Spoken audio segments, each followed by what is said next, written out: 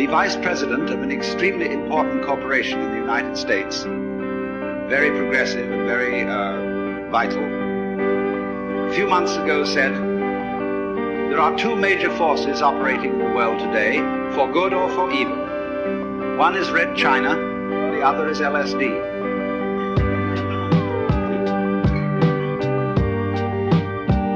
And there is a certain reason why such a thing as a certain chemical, which is capable of opening people's minds in a certain way, should be something extremely disturbing. Because this particular chemical, in common with a number of others that have been known for centuries, but have been rather played cool for those centuries, is capable of doing something which simply cannot be tolerated.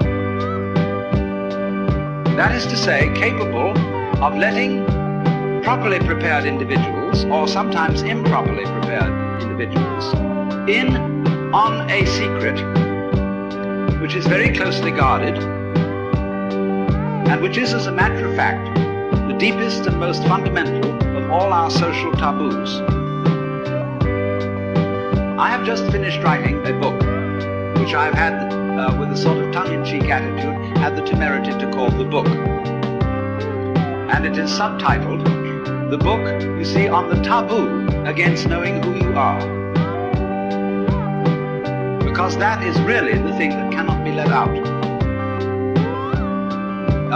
Sex is not really a serious taboo in our culture. If you are initiating a young person into life, you realize that your son or daughter is going to college and that you ought therefore to have a serious talk with them. They'll laugh at you and say, all this thing you're telling us about sex we knew years ago, and we know more about it than you do. So that is not a subject for a serious initiation talk to a young person.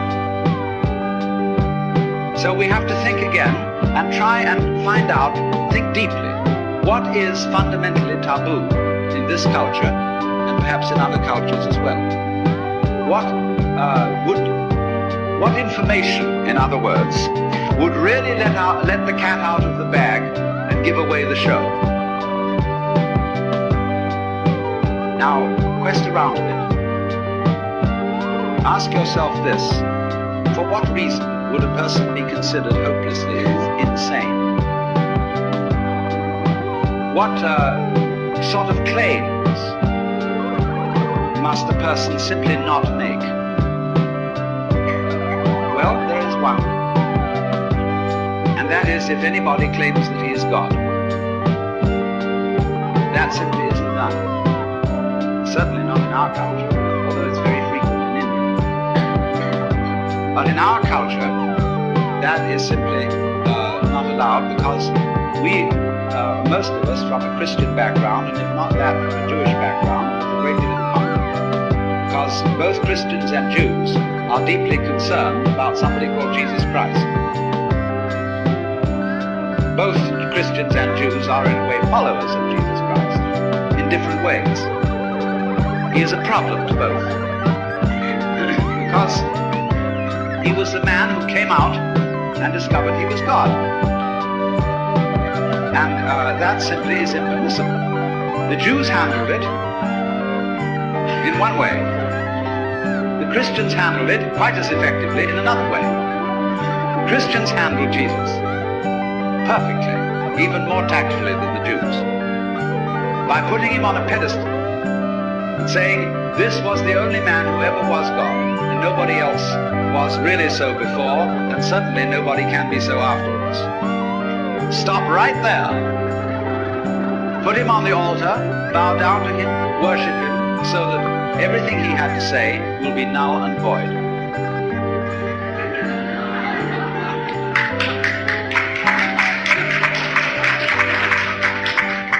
And it works beautifully.